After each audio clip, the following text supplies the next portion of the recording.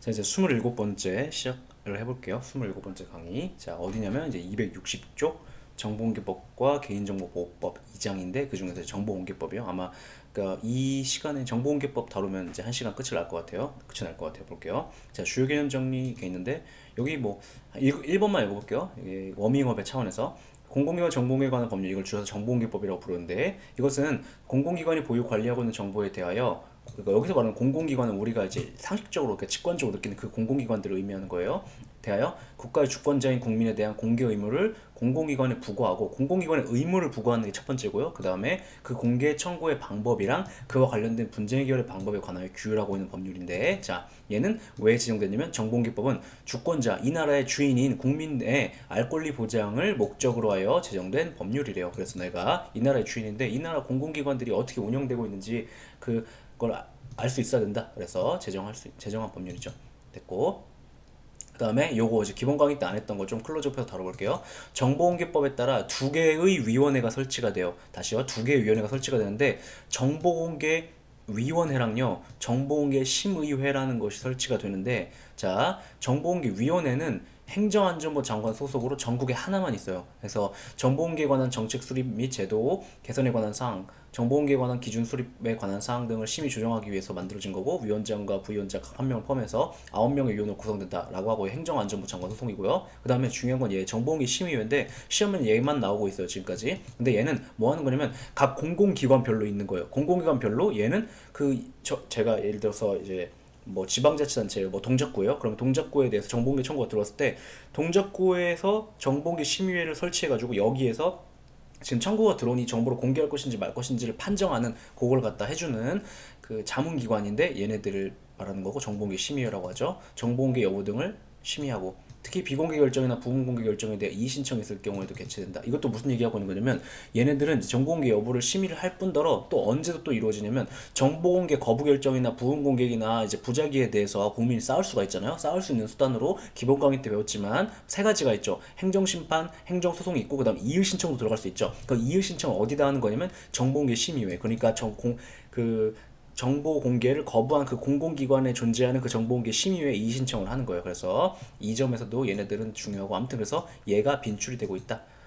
기억하시면 되고, 근데 위원 수는 위원장 한 명을 포함한 5명 이상 7명 이하의 위원으로 구성된다라고 하는데 뭐 그렇다. 그 다음에 각 이제 공공기관에 이제 존재하는 거죠, 얘네들이. 됐고, 다음 이제 관련 조문 정리 보시면 261쪽, 그러니까 정보공개 심의회가 중요하다라는 정도 느낌 알고 계시면 될 것 같고, 그 다음에 261쪽 가보시면 이제 정보공개법에서 정의를 하고 들어가는데, 정보가 뭔지 이것도 그냥 아무것도 아니지만 복붙해서 출제될 수 있으니까 기억을 해주시고, 읽어보면 뭐 매체 등에 기록된 사항, 뭐 그래요, 내용을 말하는 거, 내용을 말하는 거다. 그다음 요게 중요한데, 공개란, 그 정보공개법은 정보를 갖다가 공공기관이 보유 관리하고 있는 정보를 공개할 것을 그 의무를 부과하는 법인데, 그 공개가 뭔데 어떻게 하는 거냐면 열람하게 하거나 열어보게 한다 이거죠. 아니면 사본이나 복제물을 주게 하거나 주거나, 아니면 이제 정보통신망 을 통하여 정보를 제공하는 거, 메일로 보내주고 PDF 파일로 보내주고 이런 것들을 말하는 거죠. 그 다음에 이제 공공기관 개념이 중요한데, 왜 중요하냐면 얘네들이 정보공개 의무를 부담하기 때문에 그래요.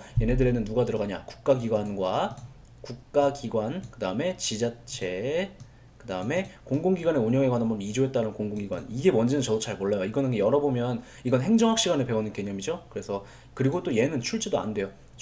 안 되는데, 중요한 것은 이제 국가기관이 다시 국회, 법원, 헌법재판소, 중앙선거관리위원회 얘네들 다 포함한다는 거. 그 다음에 또 요게 중요한 건데, 대통령령으로 위임이 이루어지고 있어요. 그러니까 그러니까 정보공개법이라는 법률에서 공공기관을 국가기관, 지자체, 그 다음에 공공기관의 운영하는 법률 2조에 따른 공공기관이라고 정의한 다음에, 혹시 더 추가하고 싶다 그럼 대통령령으로 정해라라고 위임을 하고 있다는 거죠. 그래서 제정된 정보공개법 시행령을 보시면 자, 하나 복습해 볼게요. 정보공개법 시행령, 요런 걸 뭐라고 불러요? 요런 걸 대통령령이라고 하고, 보시면 얘가 지금 위임을 하고 있죠. 그래서 만들어지니까 위임명령이죠. 그런 것도 알아두시고 복습. 그 다음에, 자, 그래서 정보공개법 시행령은 이 정보공개법이라는 법률의 위임을 받아서 만들어졌는데, 얘가 이제 대통령령을 정하는 기관의 의미를 규정하고 있죠. 어떻게 하고 있냐면, 이제 중요한 게 이 1호부터 6호까지인데, 여기서 특별히 중요한 게 145호죠. 145. 1호에는 뭘 규정하고 있냐면 각급 학교를 규정하고 있어요. 그래서 여기 보면, 근데 초중등교육법, 고등교육법 이렇게 말하고 있는데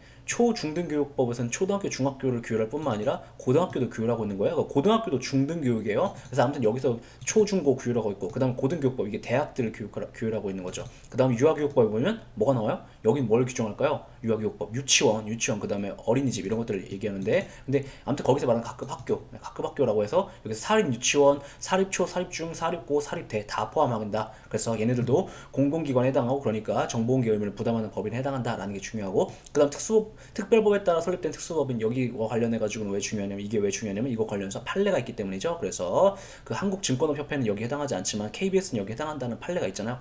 그 판시 때문에 얘가 이제 중요하고 그 다음에 사회복지법인이죠. 사회복지법인 이거는 사복직에서는 사회복지법인이 여기에 해당한다라는 걸 알고 있냐라고 해서 사회복지법인도 정보공개 의무를 부담한다는 거 알고 있냐라고 해서 가끔 물어보곤 해요. 그 다음에 이제 4조 보면 얘가 기본 강의 때 안 했던 내용인데 정보공개법 4조에 보면 정보공개법은 정보공개에 관한 일반법으로 규정이 돼 있어요. 그래서 읽어보시면 4조랑 정보의 공개에 관하여는 다른 법에 특별한 규정이 있지 않으면 이거에 따라 여기 이 법이 뭐예요? 정보공개법. 그래서 정보공개에 관해서는 이 법이 그러니까 정보공개법이 일반법으로서 기능하고 있다라고 하고 있고요. 그 다음에 1항을 조금 더 보면 다른 법률에 특별한 규정이 있는 경우라고 했죠. 그래서 우리 대법원은 법률의 규정이 있는 경우, 그러니까 법률의 규정이 있는 경우에만 정보공개법의 적용이 배제될 수 있다라고 보고 있어요. 그 다음에 동그라미 2번이 아니라 4조 2항 보시면 지자체는 그 소관 사무에 관한 법령의 범위에서 정보공개에 관한 조례를 제정할 수 있다라고 해서 그 지자체가 독자적으로 이렇게 조례를 제정해가지고 정보공개에 관련해가지고 조례도 제정할 수 있다는 걸 그냥 확인적으로 규정해서 박아놓고 있다라는 정도 알아두시면 되겠죠. 됐고. 자, 관련 지문 좀 들어가셔서 1-3 볼게요. 판례는 공공기관 정보공개에 관한 법률과 같은 실적법의 근거가 없는 경우도 헌법상 알 권리에 근거하여 정보공개 청구권이 인정될 수 있다고 본다. 무슨 말이냐면 현재 공공기관의 정보공개에 관해서 공공기관의 정보공개에 관한 법률이 제정되어 있죠. 맞죠? 제정되어 있는데 이게 있기는 있는데 없다 치더라도 국민의 알 권리는 헌법상의 기본권이기 때문에 없다 치더라도 국민은 정보공개 청구권을 갖는다라고 옛날에 90년대에 이렇게 판시한 게 있거든요. 그래서 정보공개법이 없다 하더라도 원래 국민이 갖는 권리야 이렇게 대법원은 보고 있다라는 거 기억해 주시고 그것만 그 얘기하고 있는 거예요. 그 다음에 2번 보시면 알 권리에서 파생되는 정보공개 의무는 자 국민이 알 권리를 보유하고 있기 때문에 공공기관들은 정보공개 의무를 부담하는데 이 알 권리에 대응해서 부담하게 되는 정보공개 의무라는 것은 특별한 사정이나 특정의 정보에 대한 공개 청구가 있는 경우에 비로소 존재하게 된다. 무슨 말이냐면 국민은 기본권으로서 알 권리를 보유하죠. 그런데 이거에 대응해가지고 공공기관은 정보 공개 의무를 부담하게 될 거 아니에요. 그죠? 권리가 있으니까 그 반대편에 의무가 있어야겠죠? 그러니까 있는데 이때 저 공공기관을 부담하게 되는 정보 공개 의무라는 것은 이 알 권리를 보유하고 있는 국민이 공개 청구를 하면 그때에서 그거에 응해서 공개해줘야 될 의무를 얘기하는 거지. 얘가 국민이 알 권리를 가진 국민이 공개를 하라고 요구한 적도 없는데도 공개해야 될 의무까지 부과시키는 그런 그 정도까지 강력한 그 정보공개 의무는 아니다라는 얘기를 하고 있는 거예요. 근데 해설 보세요. 그러니까 정보공개법이라는 법률과 관계없이 그러니까 알 권리라는 기본권에 대응하는 공공기관의 정보공개 의무는 그러하다는 것이고 다만 정보공개법에서는 일정한 정보에 대해서는 정보공개 청구가 없는 경우에도 공공기관이 공개를 하도록 의무를 부과하고 있긴 해요. 그런데 그게 아니라 이 정보공개법 떠나서 알 권리라는 기본권에 대응하는 공개 의무는 그러하다라는 얘기를 하고 있는 거예요. 되시죠?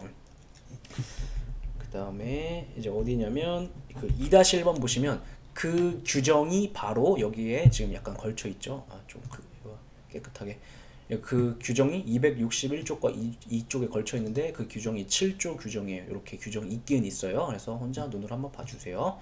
얘는 뭐 있다는 거 알면 오선지로 출제되진 않아요. 그래서 그냥 있다는 거 알 때 그냥 정선지로 딱 처리하고 넘어가실 수 있을 정도만 보시면 되죠.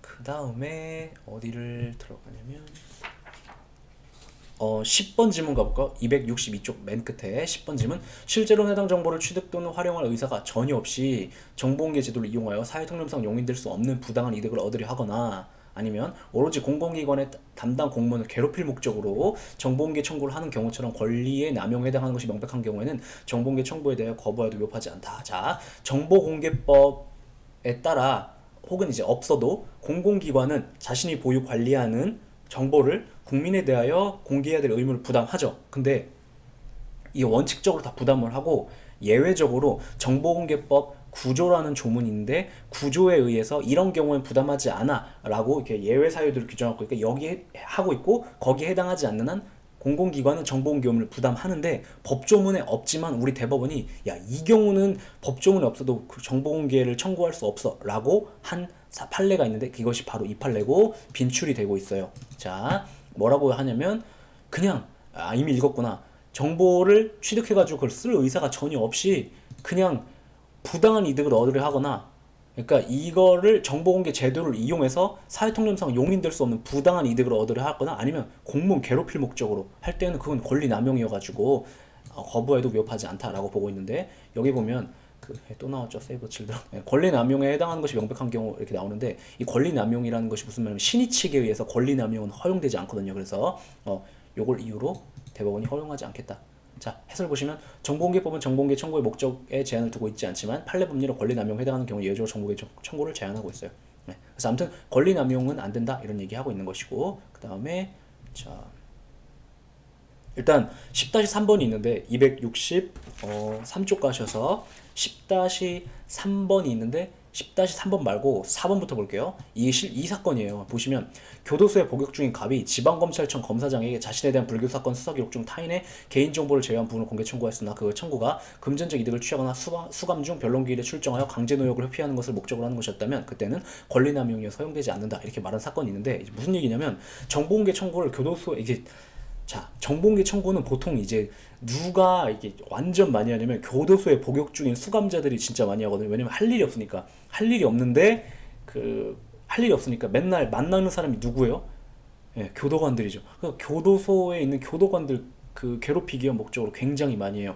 근데 이제 여기 보면은 무슨 얘기냐면 그 청구가 금전적 이득을 취하거나 이렇게 나오죠. 그 청구가 금전적 이득을 취하거나 이건 무슨 얘기냐면 그냥 들어만 두세요. 시험엔 절대 안 나와요. 그냥 여러분들은 금전적 이득을 취할 목적으로 했다. 그럼 권리남용해서 안 된다. 그냥 요 정도만 아시면 되는데 그러니까 공공기관이 있는데 국민이 정보공개 청구를 해요. 수감자가 수감자도 국민이죠. 네, 청구를 해요. 그러면 공공기관이 혹시 거부를 하잖아요. 그럼 이거에 대해 소송을 제기해요. 소송을 제기해가지고 거부 처분에 대해서 싸워요. 그래서 이기잖아요. 그러면 이때 이제 변호사들이랑 짬짬이를 먹는 거죠. 변호사들 나쁜 사람이에요. 여기에 협조하는 변호사들은 그 수감자랑 짬짬이 먹어가지고 변호사가 야 나를 고용해. 그리고 고용했다라고 하고 네가 나한테 돈을 줬다라고 해. 그런 다음에 소송에서 이겨가지고 이기면 그리고 그 정보공개 소송에서는 되게 이기기가 쉽거든요. 왜냐면 원칙적으로 줘야 되니까 공개해줘야 되니까. 그래서 이기면 네가 나한테 줬다라고 하는 그 변호사 비용을 국고로부터 받아가지고 그걸 나눠 먹자. 막 이런 식으로 하거나 아니면 수감 중 변론기일에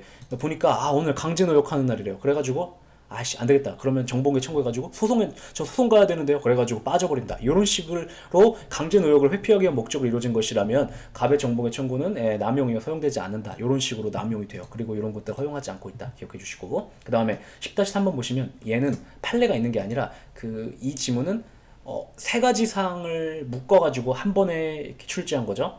국내 일정한 주소를 두고 있는 외국인 이 얘기가 나오는데 이건 뭘 물어보는 거냐면 외국인에게 그러니까 이 기출 지문은 딱 이렇게 나왔고 OX로 물어봤었는데 세 가지 사항을 한꺼번에 물어보고 있는 거예요. 국내 일정한 주소를 두고 있는 외국인 그러니까 외국인의 경우에도 국내에 일정한 주소를 두고 있다라면 그때는 정보공개 청구권이 인정되죠. 그죠? 그 얘기하는 것이고 그 다음에 정보공개 청구를 했는데 그것이 오로지 상대방을 괴롭힐 목적으로 정보공개를 구하고 있는 것인 경우에는 그때는 예외적으로 안 되지만 그런 사정이 없다면 되죠. 그러니까 오로지 상대방을 괴롭힐 목적으로 정보공개를 구하고 있다는 데 특별한 사정이 없는 한 이란 얘기는 그것 때문에 하는 것이고요. 그 다음에 세 번째 뭘 물어보는 거냐면 한국방송공사 KBS가 공공기관이냐 이렇게 물어보는 것인데 공공기관에 해당한다고 보죠. 그래서 세 가지를 묶어가지고 이런 경우는 된다라고 본다라고 이렇게 2019년 국회 측 8급으로 출제했는데 되게 좋은 지문이었죠. 그죠? 그 다음에 자 10-5번 보시면 정보공개를 청구한 목적이 손해배상 소송에 제출할 증거 자료를 획득하기 위한 것이었고 그 소송이 이미 종결됐다 하더라도 그런 정보공개 청구는 권리남용에 해당하지 않는다. 자 무슨 얘기냐면 자 비교예요. 비교. 그 다음 10-6번도 비교예요. 근데 뭐랑 비교하라고 하는 거냐면 금전적 이득을 취하거나 수감 중 강제노역을 회피하는 것을 목적으로 하는 것이라면 10-4번이요. 권리남용이어서 허용되지 않는다고 보죠. 근데 그게 아니라 정보공개를 청구했는데 그거 왜 청구하는 거냐면 내가 지금 여기서 10-5번은 그 청구한 자가 수감자가 아니에요. 그러니까 수감자인 상황은 생각하지 말고 그냥 일반 국민이 수감자라 하더라도 이때도 어떻게 될지는 알 수 없지만 아무튼 일반 국민이 정보공개 청구를 했는데 왜 청구하시는 거예요? 이거 소송에 쓰려고요. 이랬대요. 그것은 정당한 목적이에요. 다시 원래 자, 공공기관을 상대로 국민이 정보공개 청구를 했는데 뭐왜 하시려고? 그러니까 소송에 쓰려고요. 그 정당한 목적이라고요. 그래서 그것은 권리남용에 해당하지 않는다라고 보고 있고요. 그 다음에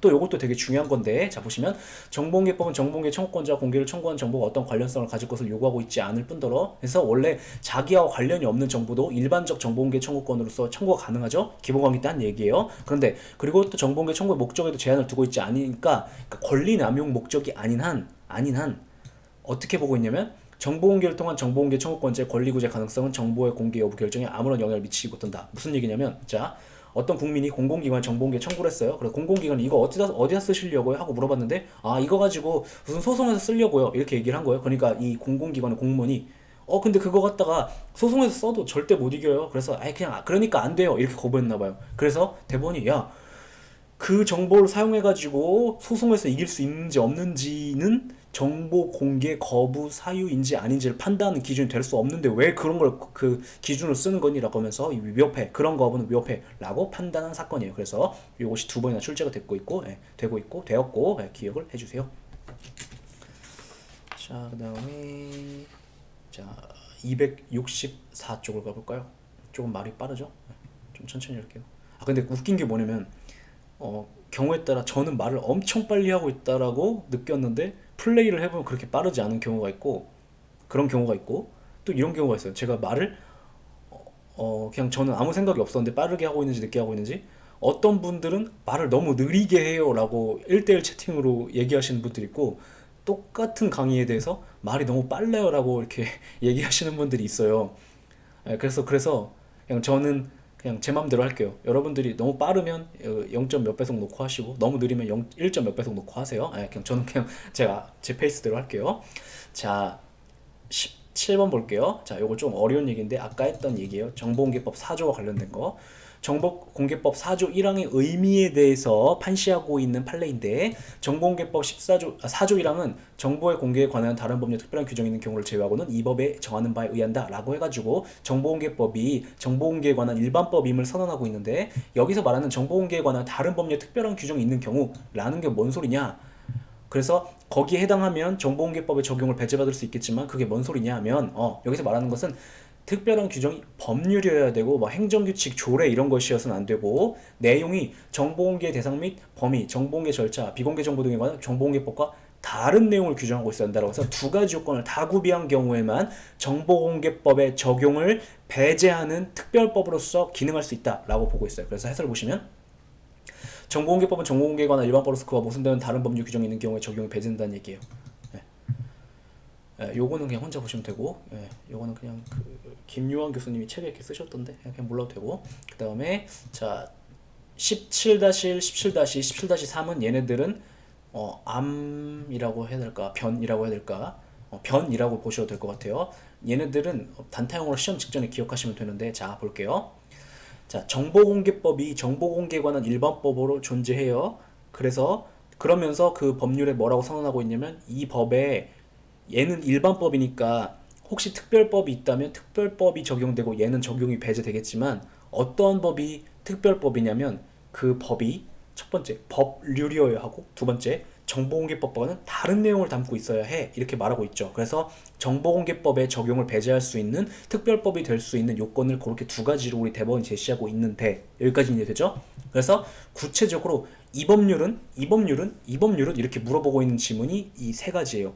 근데 첫 번째, 자 형사재판 확정 기록의 공개에 관해서는 형사소송법에서 별도로 규정을 하고 있어요.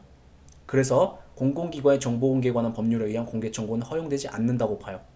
선생님 어쩌라는 거예요? 외워야 돼요. 외워야 돼요. 자 보시면 이게 형사소송법 59조의 2에서 형사재판 확정 기록의 공개 여부나 공개 범위, 불복 절차에 대해서 정보공개법이랑 다르게 규정하고 있었거든요. 그런데 형사소송법은 법률이에요. 그래서 첫 번째 법률이고 다르게 규정하고 있었기 때문에 자 형사재판 확정 기록 공개에 대해서는 정보공개법이 적용되지 않고 형사소송법이 적용된다라고 했대요. 그러니까 해설을 보면 뭔 소린지는 알아듣겠는데 규정이 그러하다는 것이기 때문에 수험생의 입장에서는 어떻게 해야 돼요? 그냥 외우는 수밖에 없죠. 그래서 얘도 조금 외워주시고 변이라고 써주실까요? 그냥 여러 번 볼 필요는 없고 시험 직전에 딱 한 번만 눈에 찍어 발라보면 되는 거죠. 풀 수 있죠.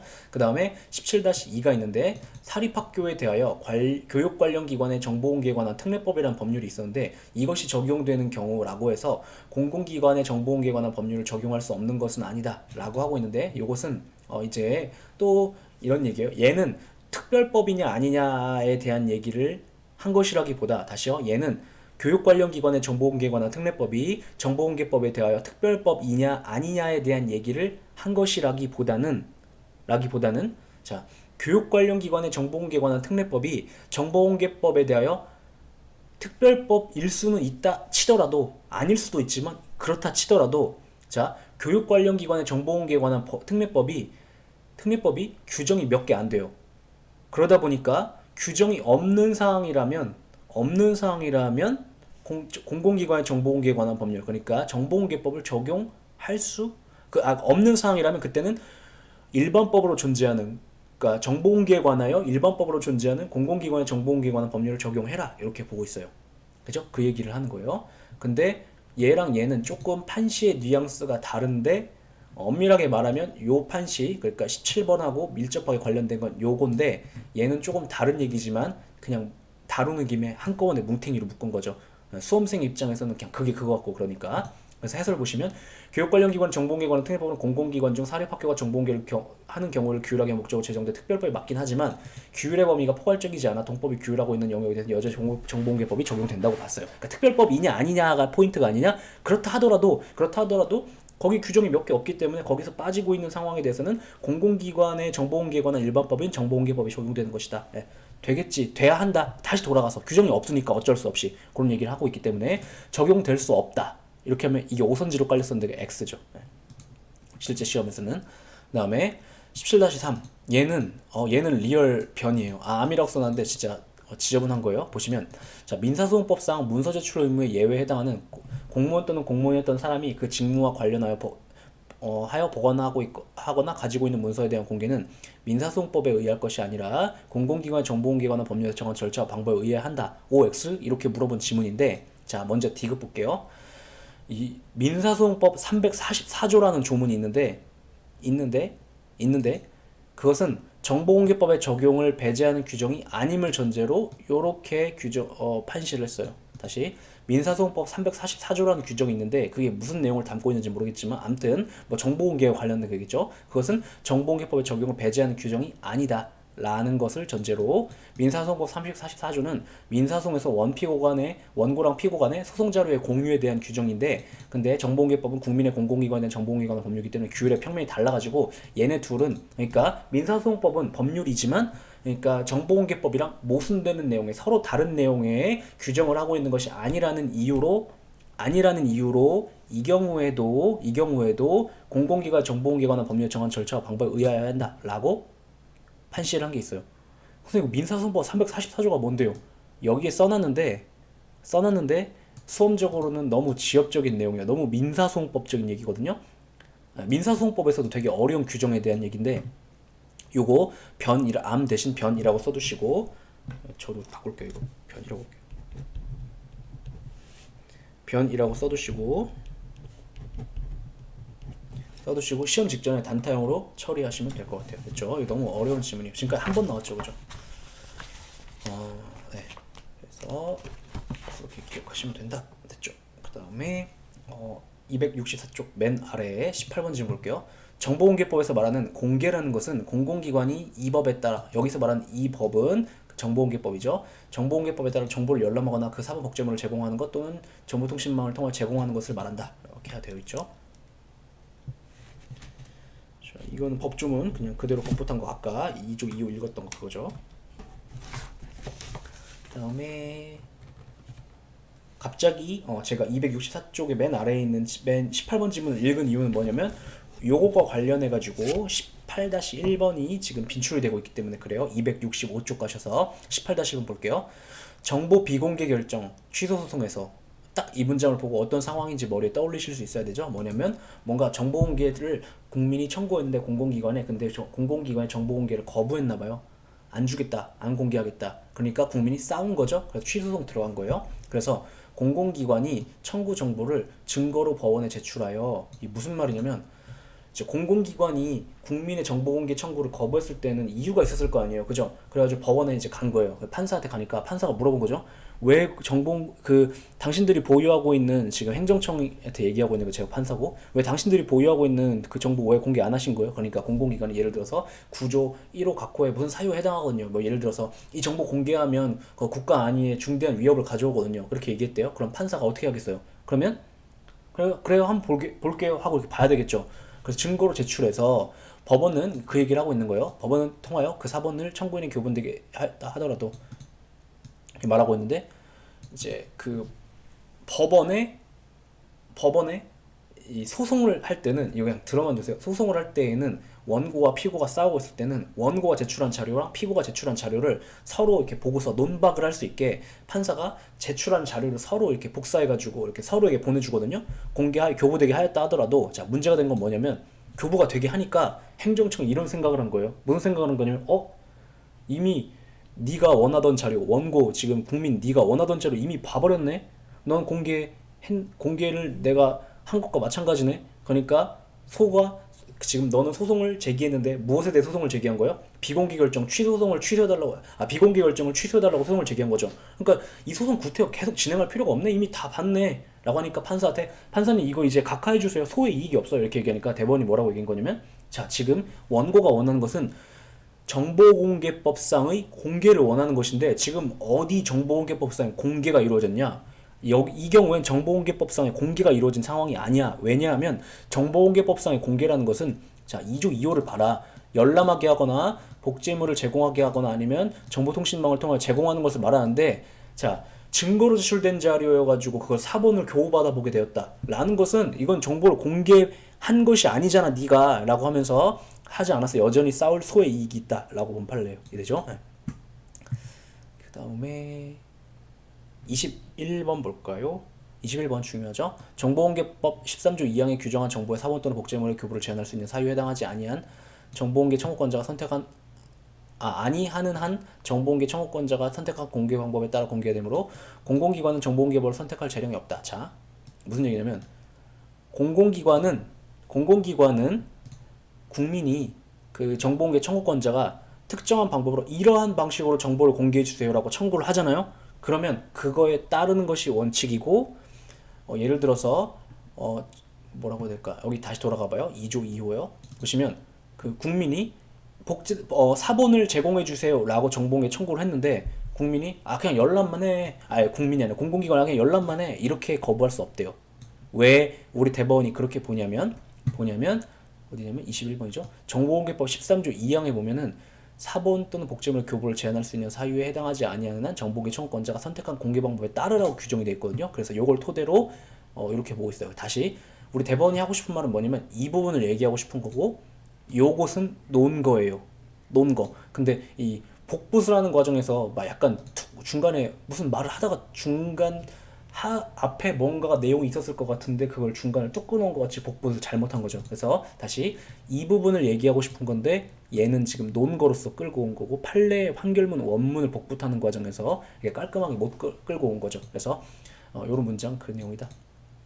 그 다음에 23번 볼게요. 23번 공개 청구를 받은 정보의 기초자료. 이게 수능 시험 원데이터가 문제가 되는 사건인데, 그러니까 이게 아마 제가 알기로 2008년도 08학번이랑 09학번까지인가? 아무튼 그때는 표준 점수도 공개하지 않고 그 과목별 등급만 공개를 했던 시절이 있었어요. 그때 한 1년 동안만 그랬나 2년 동안 그랬나 아무튼 그래요. 근데 자, 정보공개 청구를 받은 정보의 기초자료 무슨 말이냐면, 자, 수험생들이, 그러니까 예를 들어서 제가 08학번 수험생이라고 해봐요. 수능 시험을 봤는데 내가 등급만 아는 거예요. 등급만 나왔어요. 원점수가 안 나오고 표준 점수도 안 나오고 그 등급만 알았던 거예요. 그러니까 답답하니까 원점수 공개해 주세요라고 정보공개 청구를 들어간 거예요. 상황 이해되죠? 근데 자, 보시면, 자, 등급은 어떻게 매겨요? 수능 등급은 어떻게 매기냐면, 일단 원점수가 있어야 그걸 가지고 등급을 매길 거 아니에요. 맞죠? 다시. 그러니까 등급만 국민에게, 수험생들에게 공개되던 시절이 있었는데 원점수를 얘기 안 하고, 그러니까 답답하니까 수험생들이 원점수 내 수능 시험 원점수를 공개해 주세요라고 청구를 들어간 거예요. 상황 이해되죠? 그러니까 뭘 요구했다고요? 원점수 공개해 달라고. 그런데 자 보세요. 공개 청구를 받은 정보 이게 원점수예요. 근데 원점수가 이게 이제 그 그죠? 공개 청구를 받은 자료, 정보, 이게 원점수인데, 이 원점수가 있으면 그걸 토대로 등급을 산정하니까, 그러니까 등급이라는 그 원점수가 이미 그 공공기관 알고 있는 거잖아요. 그죠? 그걸 토대로 기초자료, 이게 광우병 등급을 얘기하는데, 그것을 전자적 형태로 보유 관리되고 있는 상황에서 청구인이 요청한 자료를 공개하려면 이를 검색 편집해야 되는 경우 행정기관의 업무 수행에 큰 지장을 주지 않는 한도 내에서라면 행정기관이 이를 검색 편집하여 제공해야 된다라고 판시한 게 있는데, 이 무슨 얘기하는 거냐면, 자 제가 수험생이에요. 공공기관의 이 교육과정 심사평가원이었죠. 근데 이 피고가 이거구나. 교육과학기술장관. 근데 아무튼 자 정보공개 청구를 하니까 원점수 해달라고 까달라고 공개를 하니까 이제 교육과학기술장관이 이렇게 얘기한 거예요. 야, 내가 가지고 있는 건 과목별 등급밖에 없는데? 이렇게 얘기한 거죠.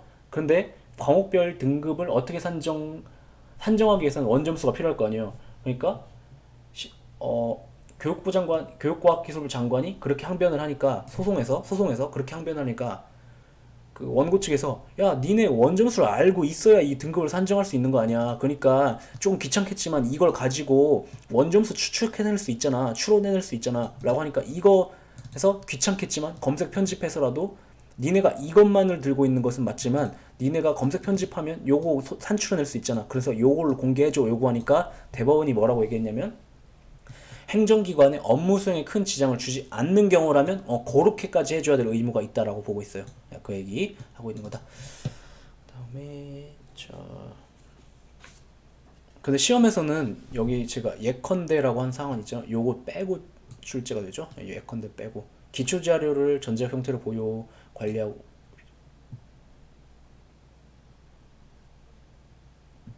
교치 자료를 문장 이상하죠, 그죠? 기초 자료가라고 해야 되겠죠? 기초 자료가 어디냐면 문장이 어쩐지 이상하다 했어, 그죠?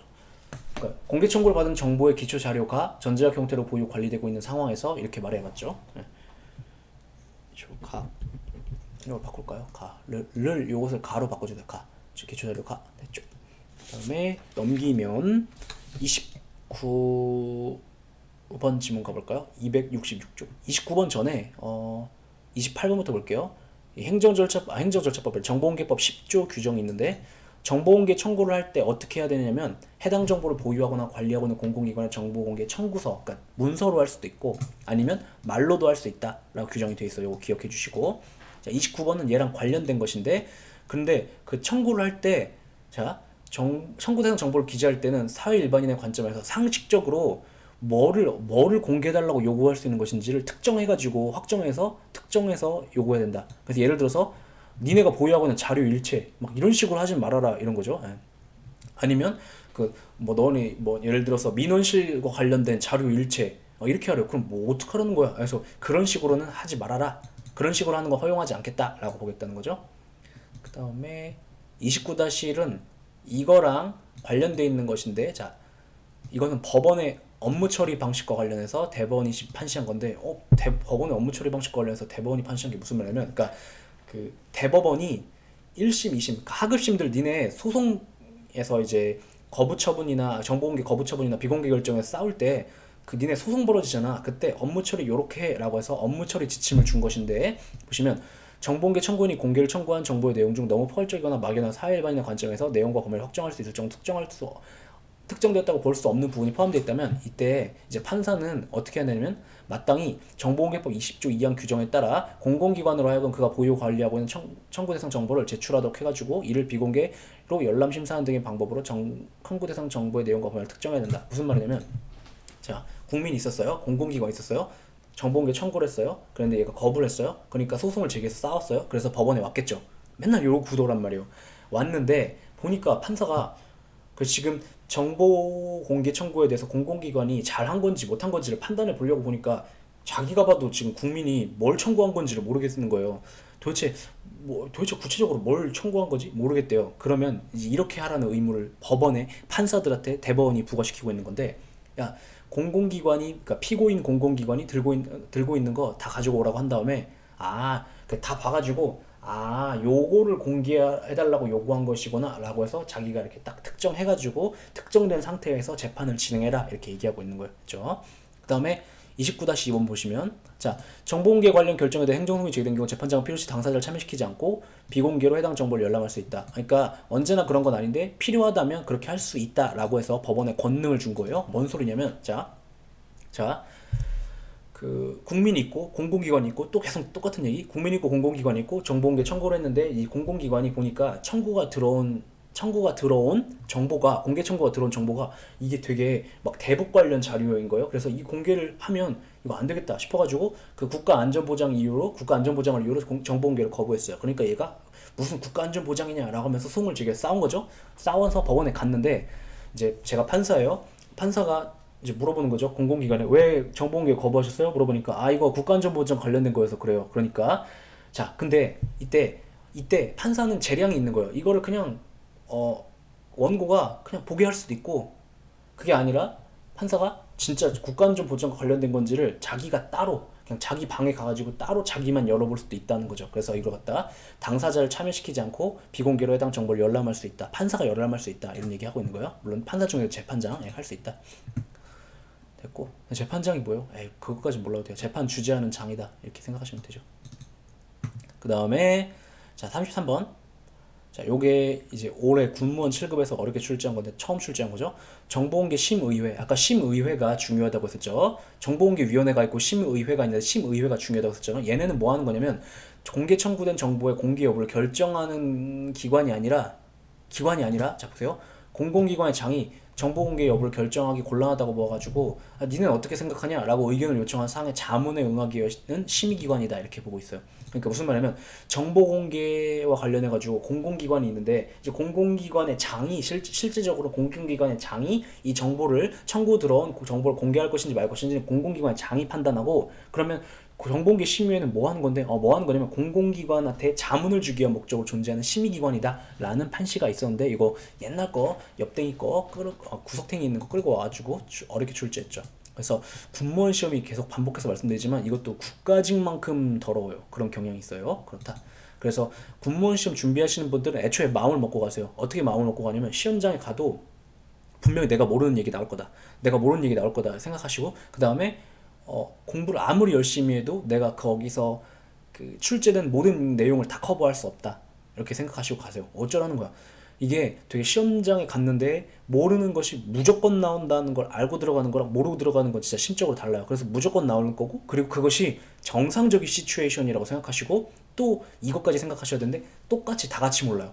똑같이 다 같이 모르는 시츄에이션이라고 생각하시고 당황하지 마시고, 이것은 상식적인 판단법에 따라 이렇게 판단해서 추론해가지고 찍어봐라 이걸 요구하는 것이다 이렇게 생각하시고 시험장에서 문제를 푸시라는 거죠. 당황하지 마세요. 절대로. 군무원 7급이든 9급이든 되게 국회직처럼 출제되는 경향이 있으니까 그렇다. 됐고, 그 다음에 35번 정보계 심의회와 관련해가지고, 자, 정보계 심의위원장을 제외한 위원은 뭐 어쩌고 저쩌고 위촉하되 2분의 1 이상은, 그러니까 정보공개 심의회에서는 뭘 하는 거냐면 공공기관의 장에게 자문을 주잖아요. 근데 이때 얘네들이 보시면 2분의 1은 외부 전문가를 위촉해라 이렇게 말하고 있는데, 2분의 1이요? 그러니까 절반은 왜 그런 거냐면 다 외부 전문가가 아니라 지들 사람이면은 무조건 이건 안 돼요 이런 의견밖에 안 나오겠죠. 맞죠? 그래서 공정하게 판단할 수 있도록 그 공공기관의 외부인들이 들어가가지고 판단할 수 있게 해야 된다 이렇게 하고 있어요.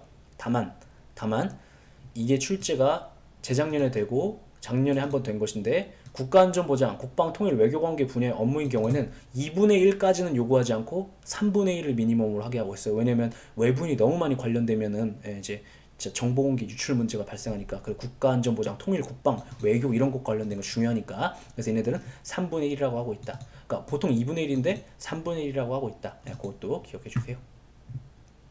됐죠? 그 다음에 이제 정보공개법 끝장내기 93 구조 관련 지문 정리. 그러니까 구조가 뭐냐면, 이 법조문을 보시면 구조가 뭐예요? 바로 그냥 법조문으로 가볼게요. 269쪽에 보면 구조 비공개 대상 정보라고 해가지고 공공기관이 보유 관리하는 정보는 공개가 원칙인데, 다만 다음과 코의 어느 하나에 해당하면 공개하지 않을 수 있다라고 해서 재량권을 권능을 부여하고 있죠. 공공기관에 맞죠? 그래서 이것과 관련해 가지고 정보 공개를 공공기관이 청구 들어온 정보 공개를 거부하려면 여기에 해당하는 사유들을 제시해야 돼요. 누구한테? 그 상대방인 국민한테. 그리고 그러다 보니까 공공기관은 다 정보 공개를 거부할 때 여기에 해당한다는 사유로 거부를 하고 그거에 대해 싸우는 국민은 야 거기에 해당하지 않아 라고 하면서 싸운단 말이에요. 그래서 이 법조문들이 일일이 디테일하게 하나하나 다 중요한 거죠. 그리고 이것 관련해서 판례도 굉장히 많은데 그래서 그거에 대한 얘기를 하려고 하는 거예요. 자 보시면 이제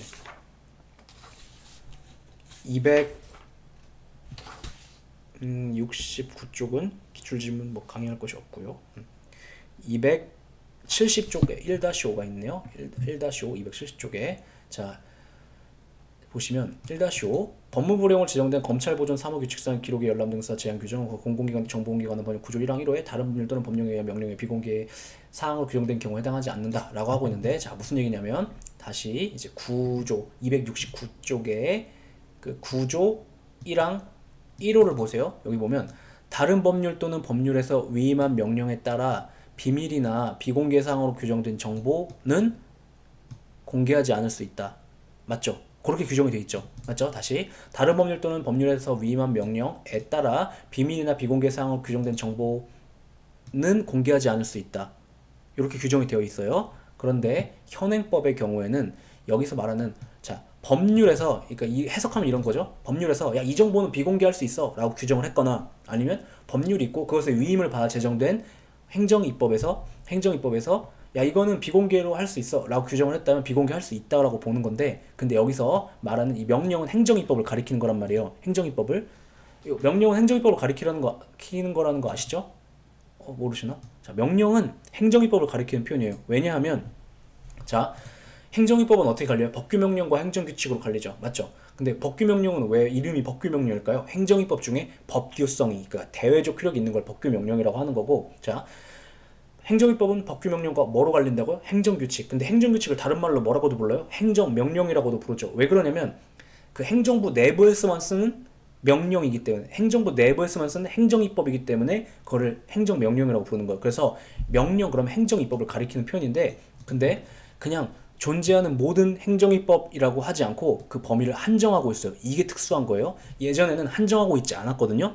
그래서 옛날에는 법률이 있고 그것을 위임을 받아 제정된 행정입법에서 야 이 정보는 비공개 사항이야 라고 규정을 했다라면 그것을 이유로도 적법하게 비공개를 할 수가 있었어요. 그런데 지금은 모든 종류의 행정입법이 아니라 국회규칙, 대법원규칙, 헌법재판소규칙, 중앙선거 관련 규칙, 대통령령, 조례로 정한 얘네가 위임을 받아 제정된 경우에만 비공개 사항으로 규정을 할 수가 있대요. 기본 강의 때 하죠. 뭐가 빠져요? 부령 빠지고 그죠? 각부 장관이 지정한 부령 빠지고 또 뭐가 빠져? 총리령이 빠지죠. 그게 포인트예요. 근데 옛날엔 이런 게 없었대요. 어쩌라고? 자, 다시 270쪽 1-5. 그러니까 옛날에는 그래서 법무부령에 의해서도 비공개 사항으로 어떤 정보를 규정하면 비공개 사항이 되었었거든요. 근데 그렇다 치더라도 문제가 된 검찰보존 사무규칙의 경우에는 그것은 어떠한 정보를 적법하게 비공개 대상으로 지정할 수 있는 행정입법에 해당하지 않아 라고 본 판례예요. 그러니까 옛날 법을 전제로 한 판례인데 왜 그랬냐면 얘는 행정규칙이기 때문에 그래요. 다시 얘는 행정규칙이기 때문에 그렇다라고 대법원 얘기하는데 자 몰라도 되고 이렇게 생각하세요. 상위법에 위임이 없었기 때문에 그래요. 다시 상위법에 위임이 없었기 때문에 그래요. 다시 상위법에 위임이 없었기 때문에 그래요. 그러니까 검찰보존 사무규칙이라는 것이 법무부령이었는데 상위법에 위임이 없었대요. 이런 얘기예요. 자, 부령이 있어요. 부령. 그리고 여기 보면 사무규칙이라고 되어 있죠. 사무규칙은 그러니까 시행규칙, 그러니까 부령이나 총리령은 형식이 부령이나 총리령일 때 이름이 뭐라고 붙는다고요? 사무규칙 또는 시행규칙이라고 붙어요. 그건 기억이 나시죠? 그런데 사무규칙이라고 했으니까 형식이 부령이라는 건 알겠죠? 자, 복습. 어떠한 행정입법이 제정되는데 그것이 부령이래요. 그럼 부령은 대외적 효력을 가져요, 안 가져요? 경우가 갈리죠. 얘가 그 제지역 처분사를 규정하고 있다라면 대조 효력이 없고, 그 나머지 사항을 규정하고 있는 경우는 다시 경우의 수가 갈리는데 어떻게 갈려요? 위임이 있는지 없는지로 갈리고, 위임이 있으면 대조 효력이 있다고 보고 위임이 없으면 대조 효력이 없다고 보죠. 맞죠? 맞죠? 근데 이 케이스는 검찰보존 사무규칙에 대해서는 법령이나 아니, 총리령이나 아니면 대통령령이나 아니면 그 법률에서 위임이 없던 사안이에요. 그래서 그걸 어떻게 알아요? 그래서 얘를 좀 외우셔야 돼요. 네, 되게 중요한 판례고 두 번 출제가 됐죠 이미. 이 정도 텀으로 또 출제가 됐다면 또 나올 때가 됐다는 소린데, 그래서 얘는 거기에 해당한다, 해당하지 않는다라고 해서, 그래서 국법 시절에는 법무부령으로도 비공개 대상 정보를 규정할 수 있었는데, 그 시절에도 검찰보존 사무규칙은 비공개 대상으로 적법하게 규정할 수 있는 행정입법에 해당하지 않는다고 보았어요. 왜 그러냐면 위임이 없었거든요. 네, 그렇게 기억하시면 돼요. 자, 됐고, 그 다음에 이 1-6번 있는데 얘는 진짜 270쪽에 1-6번은 얘는 진짜 지엽적인 거예요. 보시면 해설도 관련 법령 읽어보면 그렇다, 이게 전부거든요. 그래서 얘는 그냥 단타형으로 외우세요. 제가 볼 때는 얘 또 나올 것 같진 않아요. 그런데 국회직에서 한 번 나오긴 했는데 또 나올 것 같진 않지만, 아무튼 네, 그냥 단타형으로 시험 직전에 한번 보시고 찍고 그냥 나오세요. 비공개상 정보 해당하지 않는다. 그래서 아무튼 공개 대상이다 이렇게 얘기했으니까 됐고, 그 다음에 270쪽 가셔서 6번 지원 볼게요. 자, 이게 중요한 조문인데 정보공개법 9조 1항 5호죠. 자, 감사, 감독, 검사, 시험, 규제, 입찰계약, 기술개발, 인사관리에 관한 사항이나 아니면 의사결정 과정 또는 내부 검토 과정에 있는 사항으로서 공개하면 업무의 공정한 수행이나 연구개발의 현저한 지장을 초래한다고 인정할 만한 이유가 있는 정보는 공개하지 않을 수 있다라고 규정하고 있어요. 어디에서? 9조 1항 5호에서. 근데 이것에 또 단서를 달고 있죠. 다만 의사결정 과정 또는 내부 검토 과정을 이유로, 그러니까 동그라미 2번의 경우 이것을 이유로 비공개한 경우에는, 근데 그 후에 의사결정 과정이나 내부 검토 과정이 끝나면 그러면 이제 정보공개 대상이 아니겠죠? 그러니까 그거를 아니니까, 아닌데 예전에 의사결정 과정이나 내부 검토 과정이 있던 중에 이 중에 있어서 안 돼요 라고 거부하면 국민이 돌아갈 거 아니에요. 근데 이제 끝나버리면 그때는 공개 대상이 될 수 있잖아요. 그러니까 그 권리를 국민에게 확보해 줄 수 있게 하기 위해서 청구인에게 알려줘라 이렇게 규정하고 있어요. 그죠? 근데 법조문은 이렇게 돼 있는데 판례가 조금 이상하게 판시한 게 있어요. 뭐냐면, 자, 이게 박준성 교수님이 좋아하던 판례였는데 안 나오다 2020년에서야 나왔어요. 그것도 군문에서. 자, 보시면 정보공개법 9조 1항 5호의 감사, 감독, 검사, 시험 어쩌고 저쩌고의 사항은 이건 예시적인 것이라고 우리 대법원이 보면서 의사결정 과정에 제공된 회의 관련 자료나 의사결정 과정에 기록된 회의록 등은 의사가 이미 집행돼가지고 끝나버렸다 하더라도 그래서 더 이상 의사결정 과정에 있는 사항 자체라고는 할 수 없지만 의사결정 과정에 있는 사항에 준하는 사항이라고 하면서 이거에 준해서 취급돼야 된다. 그래서 비공개성에 포함될 수 있다고 보았어요. 그러니까 이게 엄밀하게 말하면 법조문에 반하는 방식으로 그 해석을 하고 있는 거예요, 대법원이. 그치만 아무튼 그렇게 해석을 했기 때문에 조금 의아한 거고 이상한 판례죠. 박규선 교수님 좋아한다기보다 이건 말이 안 돼, 까고 싶어 하시고, 그래서 이건 출제 가능성이 높아요. 그래서 기억을 해주세요. 그 다음에 박규선 교수님이 누구냐면 그 행정법 학계 실세이신 분 계세요. 뭐 그 다음에 자 6-3은 강의를 하려고 했는데 그냥 혼자 보셔도 단타형으로 처리하면 되겠죠. 비공개를 전제로 입수한 정보만 이유로 그러니까 그것과 공개함이 현저한 지장을 초래되는 것인지는 별개의 문제죠. 그래서 단타형으로 처리하면 되고, 6-4번 볼게요. 2002학년도부터 2005학년도까지 대학 수학 능력 시험 원데이터 원점수죠. 그것을 연구 목적으로 그 정보의 공개를 청구를 했거든요. 이 국회의원들이 했는데, 그러니까 이거에 대해서 그 뭐라고 하냐면 그 한국 뭐죠? 심평원 뭐라고 보죠? 갑자기 기억이 안 나냐. 아무튼 그 심사평가원에서 야, 그 공개한 부작용이 너무 큰데 라고 하면서 공개 안 하려고 하니까 이건 비공개 대상에 해당하지 않아 이렇게 하면서 공개 대상이라고 봤는데, 이게 단타형으로 기억해 줘야 돼요. 자, 그리고 참고로 설명을 추가로 드리자면 이 원데이터 이렇게 얘기하고 있는데 이 원데이터에서는 그 이름이 빠져요. 그러니까 이름이 다 빠져버려요. 그래서 요거는 공개 대상이라고 봤어요. 근데 이제 국가수준 학업성취도 평가 자료는 비공개 대상이라고 봤죠. 요것도 같이 기억을 해주세요. 요것도 출제가 된 적은 없지만 출제될 가능성이 높아요. 대학 수학능력시험 원데이터는 그거는 이름이 다 빠진 채로 공개를 요구한 거기 때문에 빠져 있는. 그래서 요것은 공개 대상이다. 공개 대상이다. 그러나 국가 수준 학업 성취도 평가는 비공개 대상이다. 이렇게 봤어요. 국가 수준 학업 성취도 평가는 왜 비공개 대상이라고 봤냐면 이게 일단 우리 대법원 이렇게 생각한 거예요. 여기서 이제 문제가 됐던 건 개인정보 침해가 문제가 됐던 건데 첫 번째 대학 수학 능력 시험 원데이터는 이름 다 뺀 걸 공개 청구한 거라고 했죠. 그죠?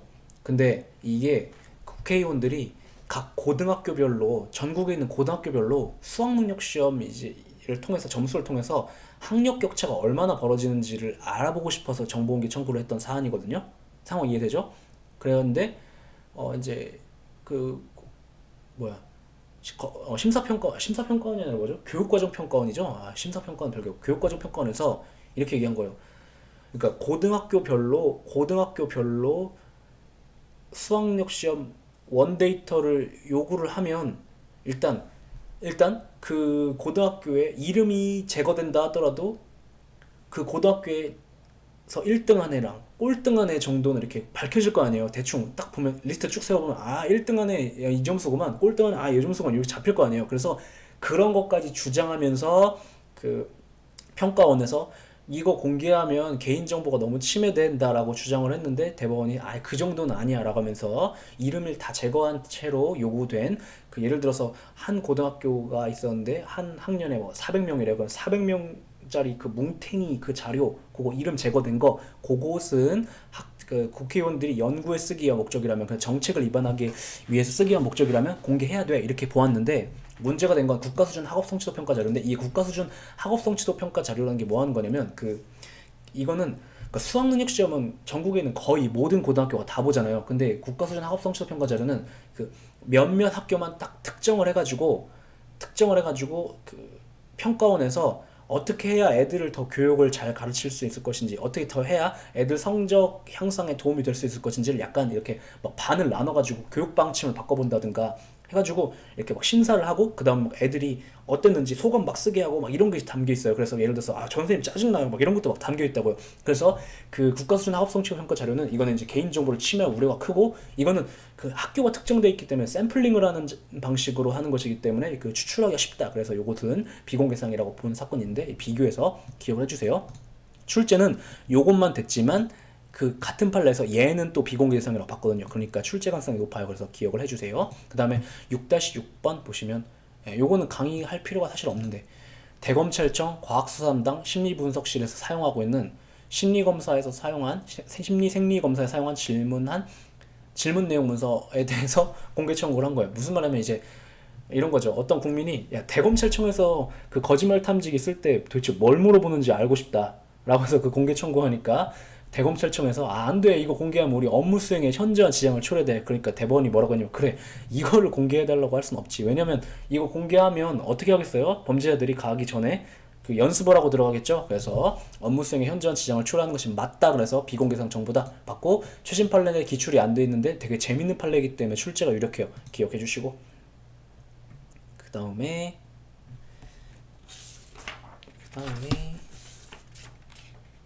또 강의할 것이 뭐가 남아있지 않죠? 273쪽까지 보시면 될 것 같고 그 다음에 270쪽까지 강의 다 했죠? 요것도 8-5는 설명 다 써놨으니까 한번 보시면 돼요. 해설을 보시면 이해가 될 거예요. 무슨 말인지. 참고로 제가 해설은 약간 여러분들의 이해에 도움을 드리기 위해서 되게 구체적 사례들을 되게 많이 깔아놓은 것들이 있거든요. 근데 애석하게도 실제 시험에서는 구체적 사례를 물어보지 않아요. 그러니까 여러분들은 뭘 기억하셔야 되냐면 그것을 추상화한 문장을 기억하셔야 되거든요. 그래서 이 책으로 공부를 하실 때 제가 말씀드렸지만 3회독 정도부터는 그러니까 2회독까지는 이 해설까지 꼼꼼하게 보세요. 근데 3회독부터는 이거를 이런 해설 부분이 있잖아요. 아예 없다라고 생각하고 내가 그냥 이 기출 원문만 봤는데도 이게 뭔 소리를 하고 있는 것이고 출제 포인트가 무엇이고 왜 물어본 것인지를 추출해낼 수 있는지 없는지를 계속 체크하시면서 보세요. 실제 시험장에서는 이게 안 따라오잖아요. 이렇게 재밌는 얘기들이 구체적인 설명들이. 그래서 딱 그렇게 체크를 하시면서 3회독을 반드시 하셔야 되고 4회독 5회독도 마찬가지로 그렇게 하셔야 돼요. 예, 그렇게 하셔야 돼요. 그래서 요것들 빼면은 이 책이 그렇게 분량이 많지는 않을 거예요. 그렇게 공부를 하세요. 됐죠? 네, 시간이 좀 많이 흘렀죠. 그래서 제가 273초까지 했고, 쉬었다가 끝장내 94부터 들어가는 걸로 할게요.